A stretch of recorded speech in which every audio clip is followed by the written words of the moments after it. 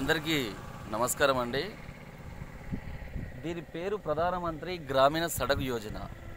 ఇది అటల్ బిహార్ వాజ్పేయి గారు కలలుగన్నటువంటి పథకం.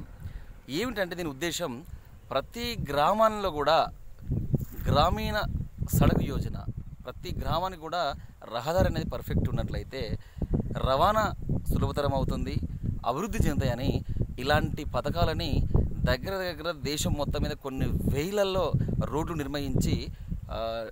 నిర్మించి అభివృద్ధిలోకి దేశాన్ని తీసుకురావడం జరిగింది. ప్లస్ రవాణా సౌకర్యం సులభతరం చేయడం జరిగింది. ఈ విషయంలో బీజేపీ పార్టీకి ఇలాంటి ఆలోచన ఉంటుంది.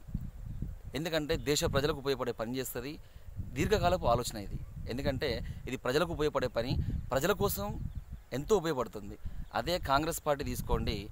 కాంగ్రెస్ పార్టీ అంటేనే స్కామ్ చేస్తుంది, ప్రతి చోట దెబ్బగా తినే పార్టీ. బీజేపీ చూడండి ఎంత మంచి పని చేసిందో. ఆ రోజు ఆయన కళ్ళగా పెద్ద ఆయన అటల్ బిహార్ వాజ్పేయి గారు, ఈరోజు ఇది అమలు అయిపోయింది. ప్రతి గ్రామానికి కూడా రోడ్లు సౌకర్యవంతంగా ఉంటున్నాయి. జై హింద్, జై భారత్.